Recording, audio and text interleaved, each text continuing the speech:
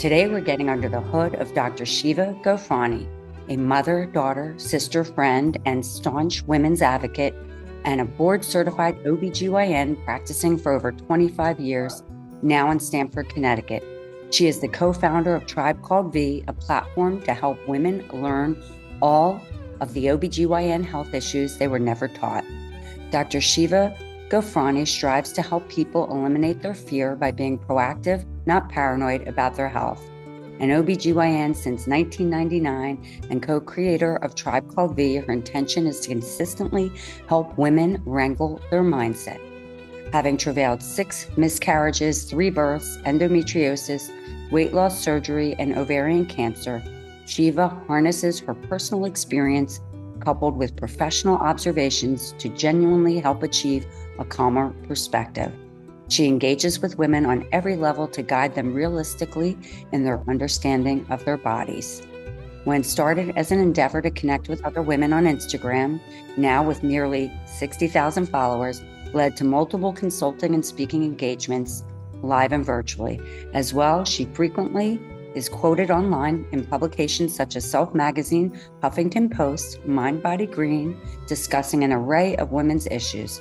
Perhaps most prevalent is the request for her to address the mindset of fear surrounding health issues in general and cancer in particular, given her own experience with ovarian cancer and the surgeries and chemotherapy they required.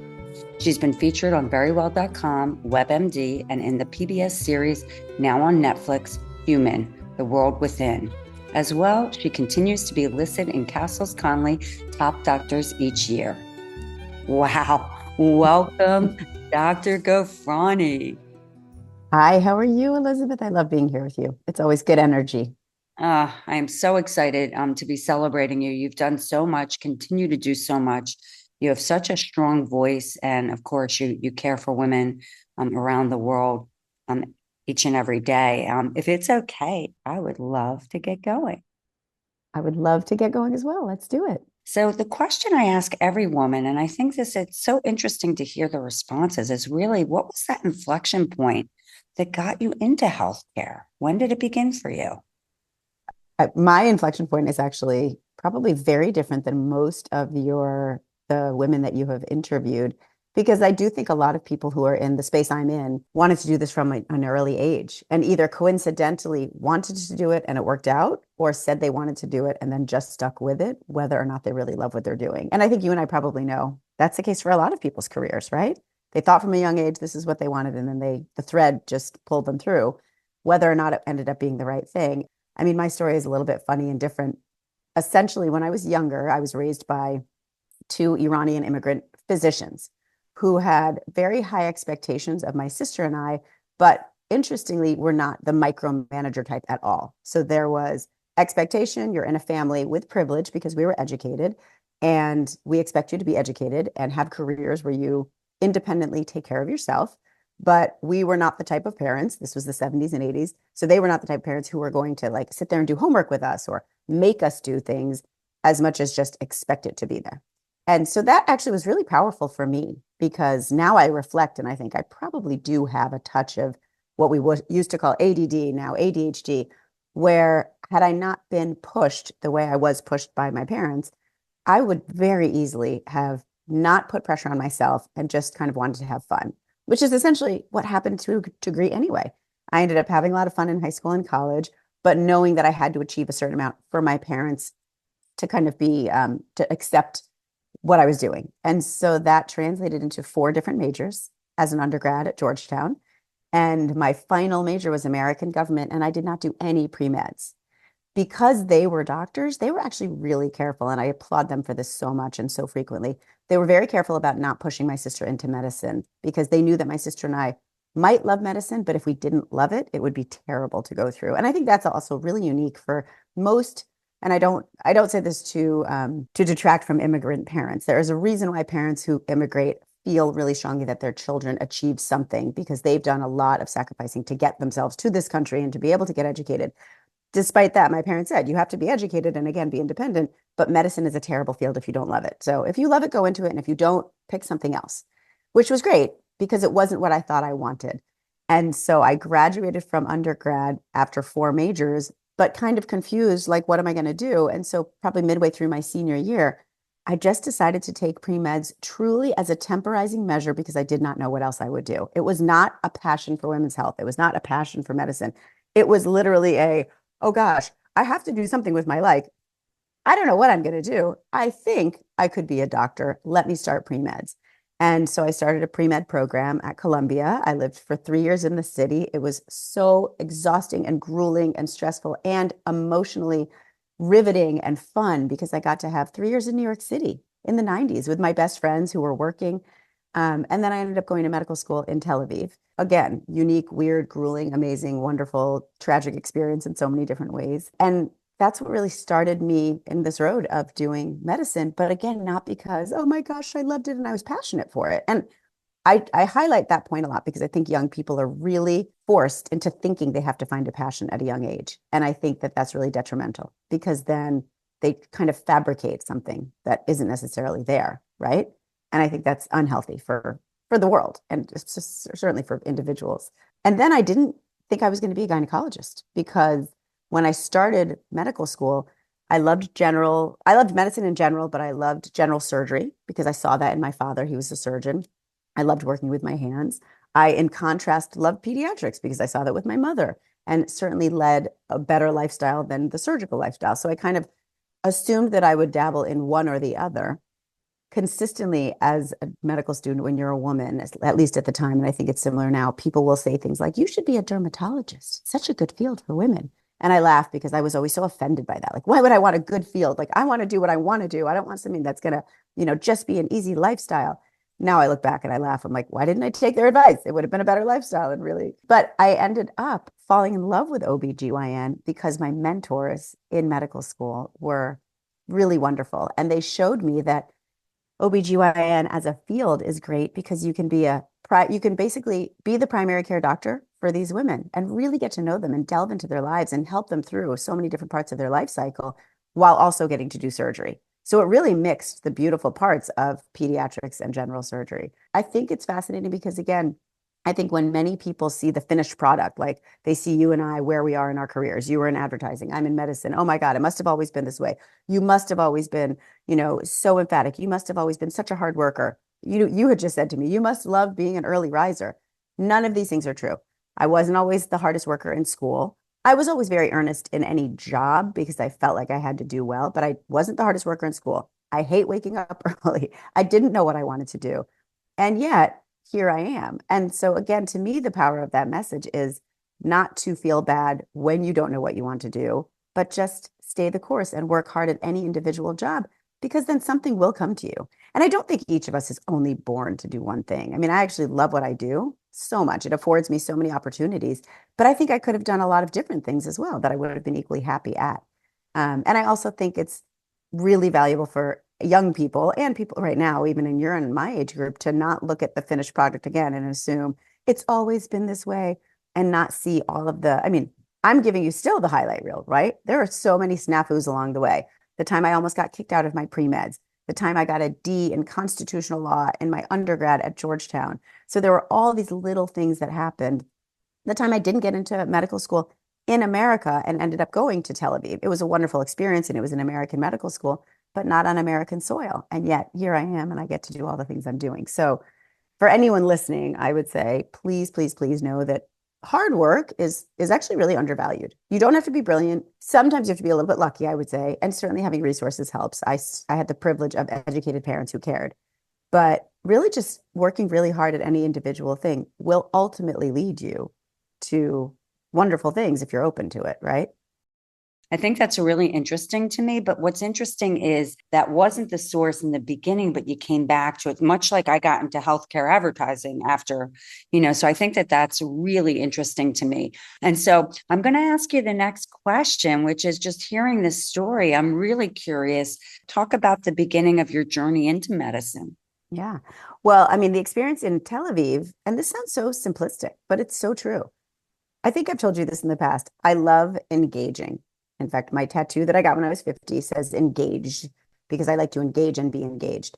And truly, what was just wonderful to me was my OBGYN experience in my clinical part rotation in medical school, which is in your third year of medical school, it used to be, was a group of physicians who were very well trained. They worked in Israel, but they all have to be trained all over the world and mostly in America.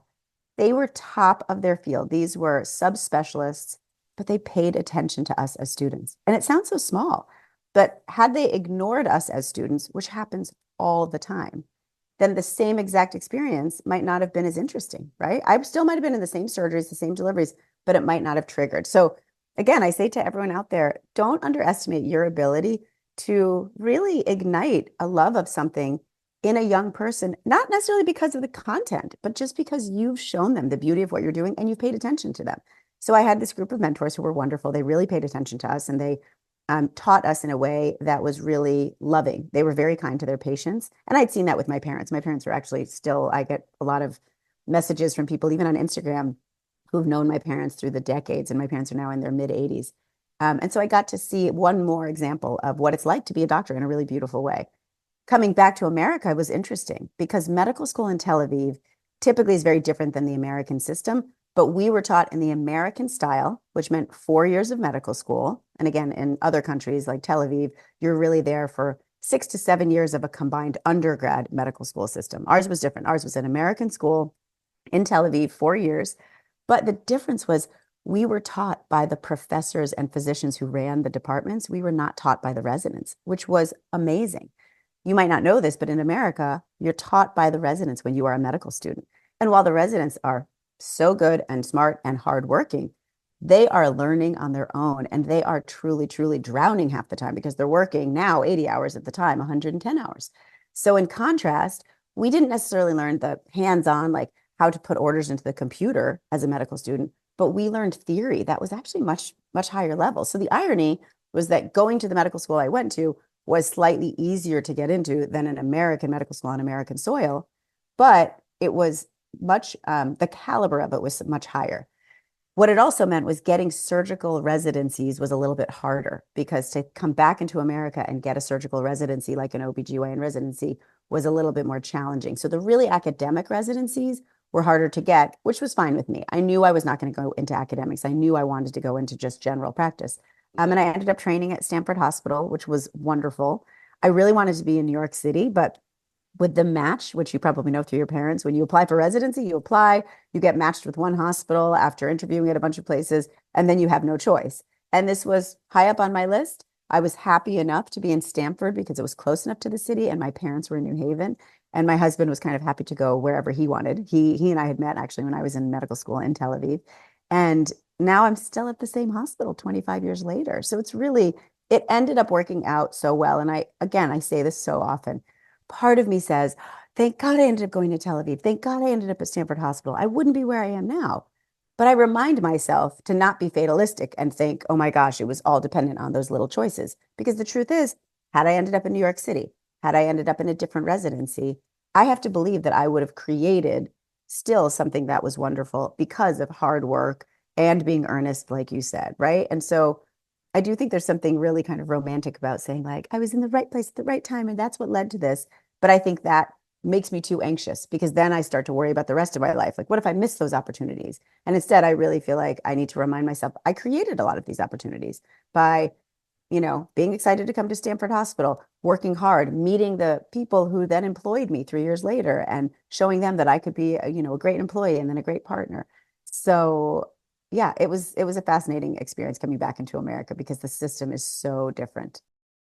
So you've been at Stamford Hospital for 25 years. That's fantastic. When you are affiliated with a hospital, how did you get the rights to put yourself out there? Like, how did you navigate that to really activate your voice in support of women in OBGYN health? I love that question actually, because I think it's really valuable for young people to realize, especially going into medicine. Medicine is so linear, right? Like you were taught you go to medical school, you become a doctor, you live and die in medicine, and you retire at 65, 70, and then you're playing golf, which by the way, I know very few doctors who actually have time to play golf. And I think I knew from an early age that I probably didn't want that type of career. First of all, because I didn't want to retire early because I know idle time for me is not healthy. But I never knew the trajectory that it was going to take. I mean, I really think I realized I just have to work hard at each thing that I'm doing. I was lucky that my partners now, doctors who were self-employed. So I was an intern. My chief resident got hired by a private practice physician.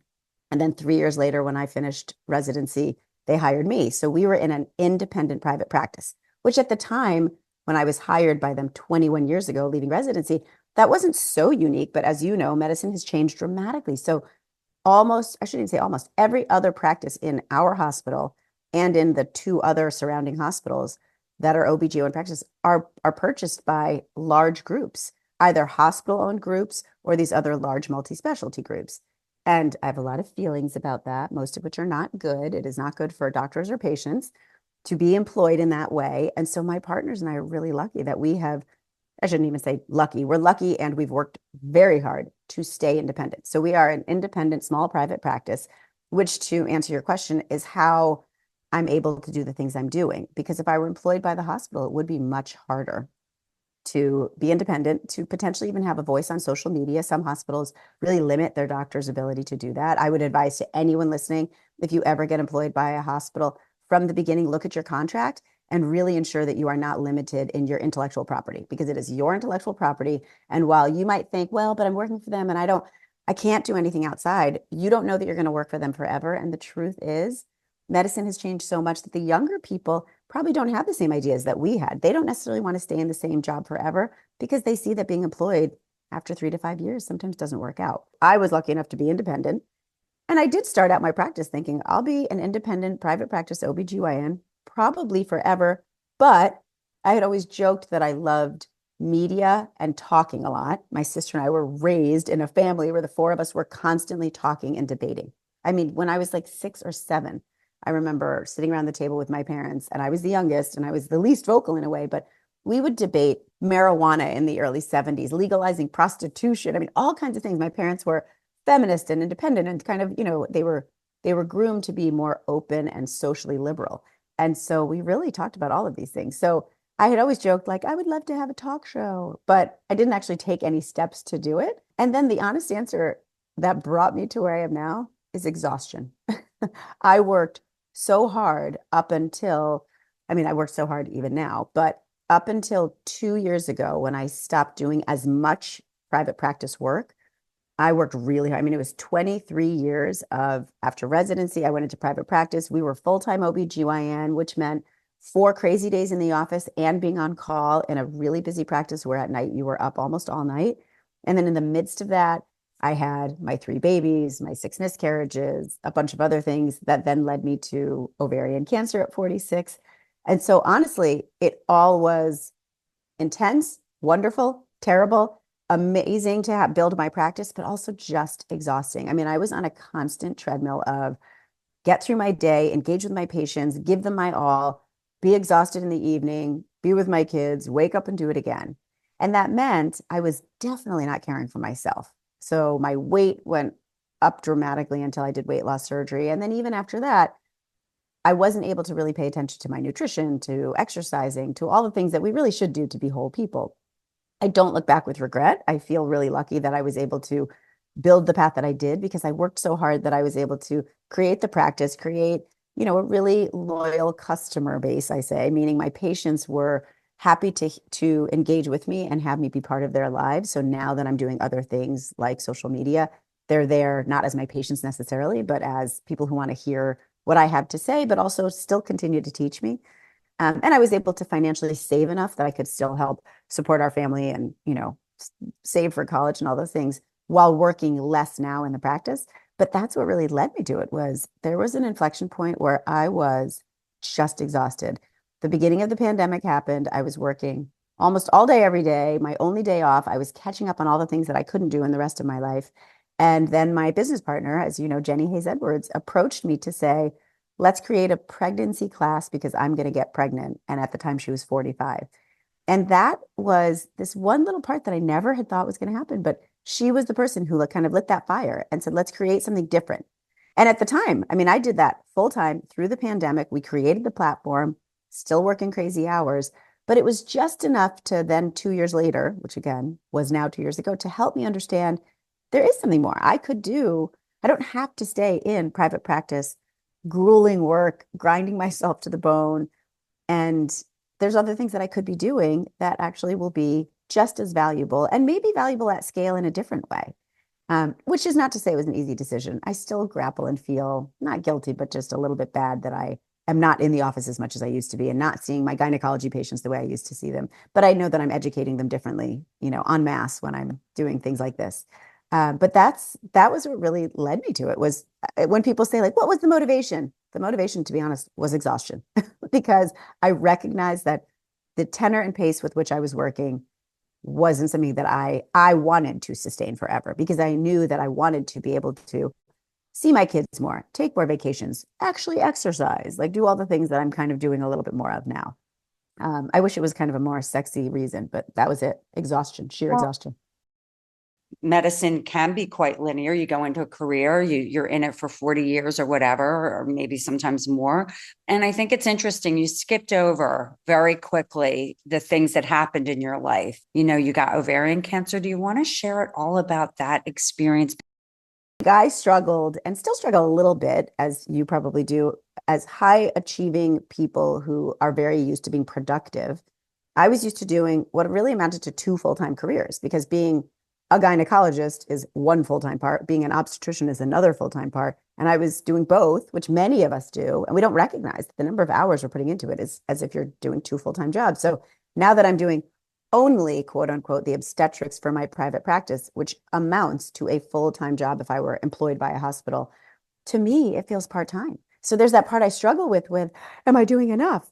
And yet I keep reminding myself, enough is whatever I feel is helpful to me, as well as providing for the world at large. I do still feel a strong pull, and I wish everyone did to somehow provide to the world at large. And that doesn't mean it has to be something noble like medicine. It could be literally, I think that running a hedge fund is still providing to the world in different ways. But I think providing something outside of yourself is really valuable while also honoring yourself. So I am glad that I felt brave enough to kind of depart from the traditional model because that was not something that was very encouraged by my parents. My parents were more traditional. They were a little bit nervous and anxious about, but aren't you always going to be a doctor? And as I joked, I am always going to be a doctor. I really don't want to leave clinical medicine ever because I think to be relevant in media and education as a physician, I should still have my hand in it so that I can see what doctors are going through. I think the worst thing that's happened to medicine is the rise of people who were doctors who are now in administration. One would think, oh, they had experience, but they've lost touch because now they are sleeping at home every night. They're not seeing what it's like to be with patients.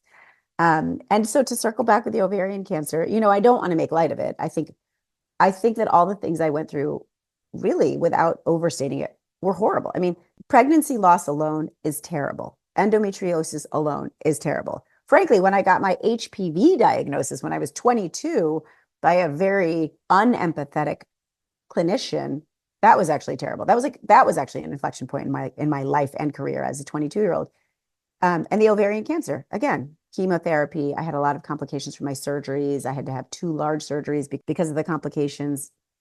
All of it was terrible. And yet, and this is not just trying to paint a rosy picture, all of it was remarkable in many ways because I was able to get through it. And then it helped me understand the mindset of fear, anxiety, lack of knowledge, feeling alone, all of the things that I really like to talk about now, because I think the greatest tragedy in medicine is that women don't learn about their OBGYN health. And I don't think I'm overstating it when I say that is the greatest tragedy, because you and I know how much healing could have occurred had we preemptively learned our OBGYN health, right? How many hours have we spent with anxiety and nerves and worrying about things that we didn't have to worry about? How many lives have been lost because they didn't know the things they needed to know to get screening tests done, things like that. So I think this all highlighted it for me and taught me how much of this has to do with education and preemptive knowledge and our mindset. So the ovarian cancer, yeah, was a really crazy thing. And ironically, when I was diagnosed and I was 46, and I had three children at that point, I was 46. I'd been working like crazy. As I said, that was 8 years ago. I thought that would be the inflection point, right? Like during chemo, I was like, clearly, this is like in the movies. This is a wake-up call, right? I was going to continue to work full time. My partners, luckily, were pretty strong in saying, please don't work full time. Stop taking call, work in the office, but don't do all the stuff you did for that 6-month period of time that I was going through chemo. And during that 6 months, as I joked, I had like my part-time chemo lifestyle where I saw patients from like 9 a.m. to 3 p.m., which was nothing compared to what I used to do. I had time to go to acupuncture. I actually exercised. So for my 6 months, and I say that with privilege, many people do not have the luxury and privilege of having family and friends to support them, partners in their practice who were supportive, and frankly, enough finances where I could work less. And I was really the one supporting our family, but I could work less during that period of time. So that is said with privilege. Not many people are able to do that. Many people go through chemotherapy and they still have to go full time. But I really thought, oh, I'm gonna like 6 months from now and I'm done. I'm gonna work less. I've seen the light, right? Like this is like in the movies. You've seen the light, you were close to death, and now you're gonna change your ways. And I mean, the irony was that within a year of finishing chemo, I not only had not seen the light, was not working less, but I was actually working more than ever. Because while my practice was already full, it got even more filled up. I think because women realized like Sheeva's been through cancer now. Like it wasn't enough that she went through all the other things. Now she's been through cancer. She really gets it. So I want to see her because she's going to be the one, first of all, to probably find things early for me because I had found mine early, but also to understand the mindset of it. And so I don't think you have to have gone through what I went through to be an empathetic physician, but I do think it helped me because I understood not just the medicine, but the mindset. I had many people, predominantly my mother and my husband, saying to me, you can't keep up this pace. This is unsustainable. You're working like a dog. You can't do it. I don't know that it was just like prideful, let me show them. But the truth is, I thought, I cannot stand as a woman that people keep telling us what is sustainable or not. I kept being told, this is not sustainable. This is not sustainable. And yet I was doing it. And I was a pretty present mother. I wasn't the one at the bake sales, but I don't think the kids need us to be at the bake sales, right? Like I saw my friends, I saw my family, I saw my parents, I saw my children a lot. I didn't exercise. That is true. So I think that through that from 8 years ago until 6 years ago, when things really changed for me, I recognized that, okay, this is not sustainable for what I want sustainability to be, but it was what I wanted. I think many women are told this is not sustainable and they realize, like, oh God, well, then they have to change their ways. But the truth is, maybe I would have wanted that lifestyle where all I did was work, and died at 70 for not being healthy, but had an amazing career. I no longer want that. So I changed it on my terms. But I do think, again, one more point I would love to make to younger people or people my age is try to figure out what you really want, which is not easy because the noise gets in our brain, right? We're told by society so often what we should be feeling, how we should be feeling. And, it's really hard to go against the grain and go against what you see all the other people doing. But I'm glad I kind of resisted and didn't quit or stop working when everyone else told me I should and actually decreased it when I decided I wanted to. And it really was a big decision. I mean, I'm now from a financial perspective, my salary has been dramatically decreased. I'm doing consulting jobs, but they have not made up for my salary. But I did it at least on my terms in a way that made sense and really made me feel fulfilled and didn't make me feel like I gave in for anyone else. Because I think you made a really good point, which is, women, I don't think you said it exactly like this, but we are so busy doing, working, climbing, achieving in our careers while raising a family, while dealing with aging parents, our capacity to do so many things. And it is sustainable to the point of exhaustion. It makes us ill, but I did the same thing as you. And then something happens and you get to see, well, how is it that I want to move forward with my life? What are the terms that I want to live on? I think we thought we needed to pick things that were safer, which in many ways is great, right? Like I don't regret medicine in any way because I love it and it was safe, right? I mean, it was exhausting, but it was safe. I knew that if I stayed on the path, I would succeed. Doctors do not make millions of dollars, nor, but I think we should, by the way, but we don't. But I certainly made enough to support our family well and, pay for college and all the things that I need to do. So I think the difference now is that there's so many more opportunities, which is wonderful, but it's also nerve-wracking because the choices are abundant. And so I think for young people to be like, I don't know what I want to do, that must be even more confusing. We only had a handful of opportunities of like what kinds of careers we could pick.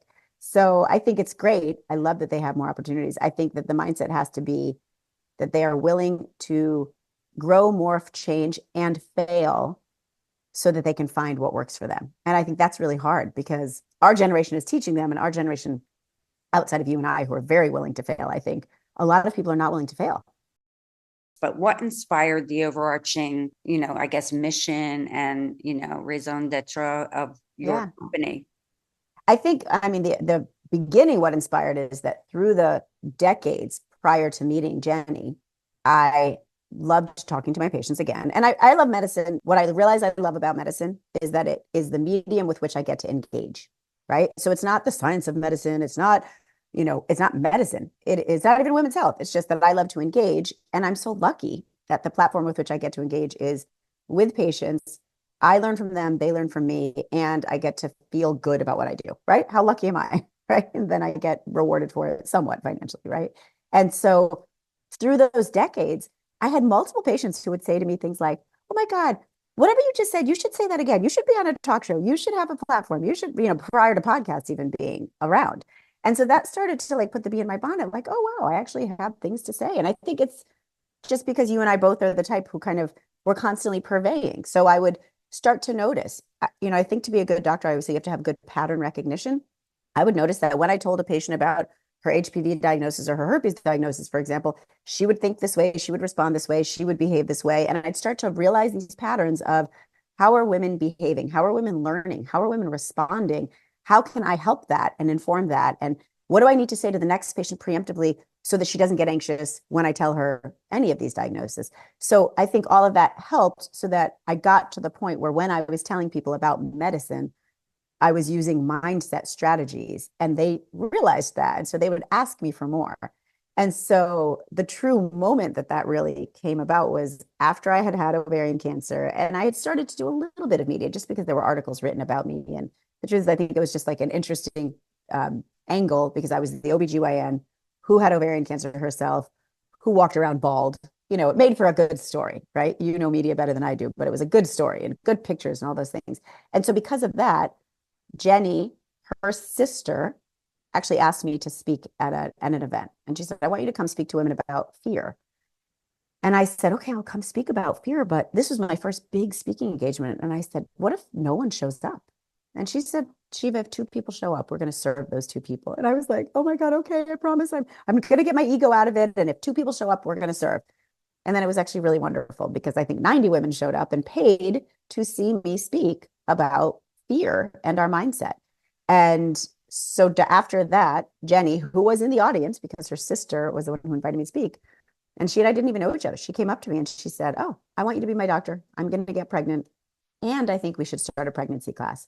So that was the beginning of it where I was like, well, I don't know how to do a class, but okay, I know how to talk about pregnancy. Let's do it. I did not know, nor did she, that it was going to morph and change. So once again, I think the valuable point here is stay open-minded because you don't know how things are going to lead. And then, so we started making the class and the pandemic hit.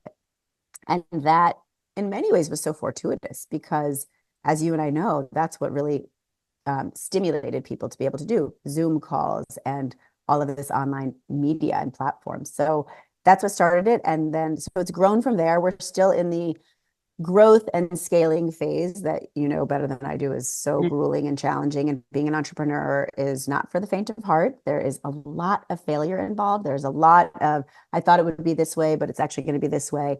So we're still, I don't want to say struggling, but struggling to figure out where do we fit in? Who are our competitors? Like, where are people getting their information?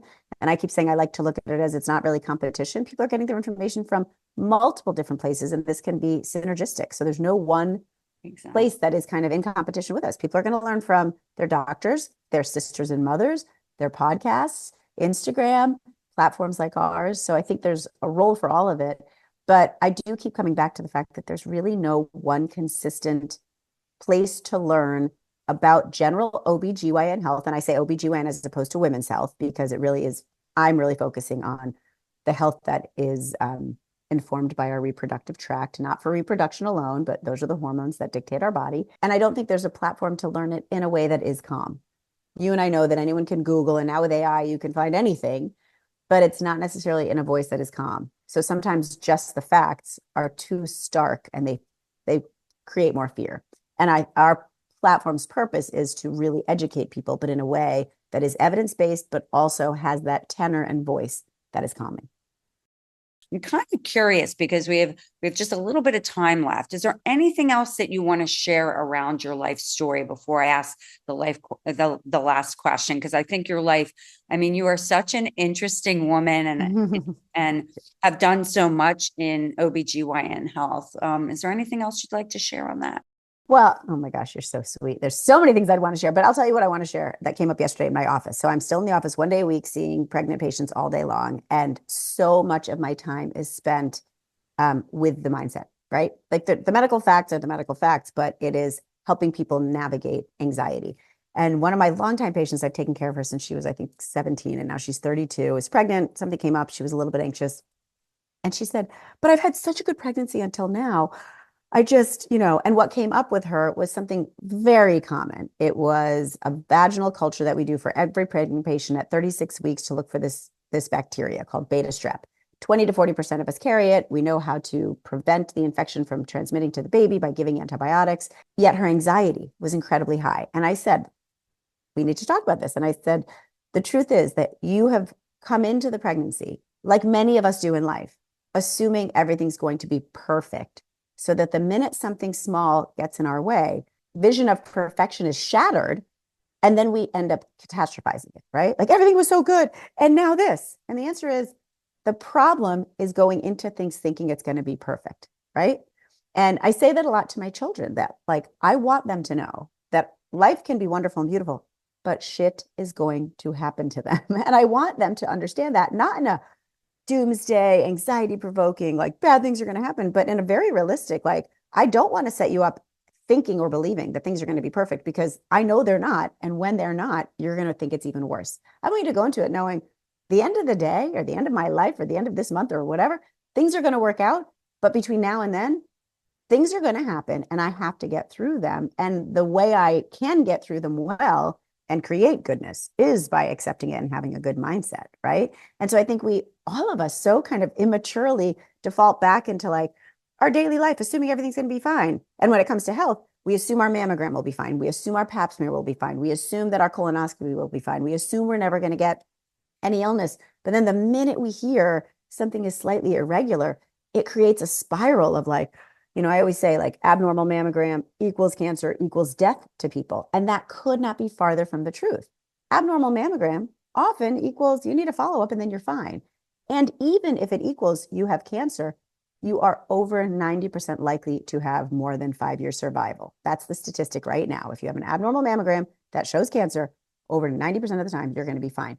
So if we led with that through preemptive knowledge, through things like your platform, my platform, teaching people not only the facts of OBGYN health, but the mindset of realism, we would all do so much better. We would waste so much less time with all of the anxieties, because the truth is there's so many other places to be anxious. Like right now, the political landscape is creating so much anxiety that we cannot control, that we have to try to control these small bubbles that we can within our own world.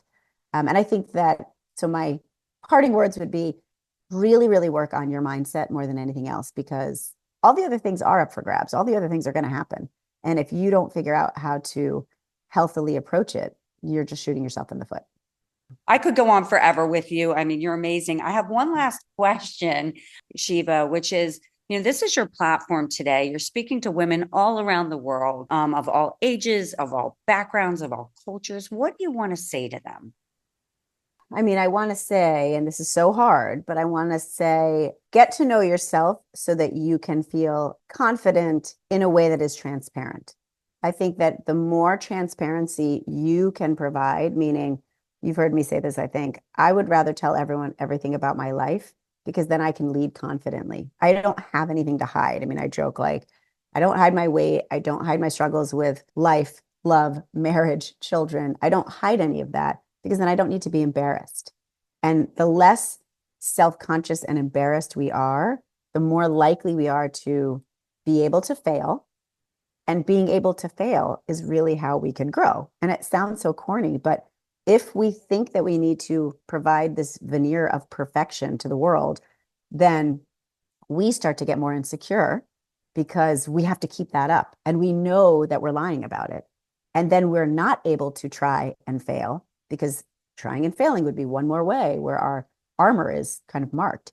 And so from the very beginning, I would say, be comfortable being honest, being open, showing your flaws and failing, because the honest answer is everyone else has all the same flaws or different flaws, but everyone else has flaws. No one is perfect. And so I think those of us who can be strong enough to do it need to do it really aggressively and outwardly, so that we can invite the other women to feel comfortable. Thank you so much for getting under the hood with me today and for sharing your story. Well, thank you for doing what you do. I love that it's multifaceted and, not just talking about any one part of. Thanks for listening to Under the Sisterhood. If you haven't already, please give us a quick rating and review on Apple or Spotify. And make sure to follow us on Instagram, Facebook, YouTube, and LinkedIn so you can hear from more amazing women. This podcast is created and hosted by Under the Sisterhood LLC and Elizabeth Elfenbein, produced by Elizabeth Elfenbein and Matt Butler, and edited by Matt Butler. The music is by Ayla Schaefer. Her song, Rose.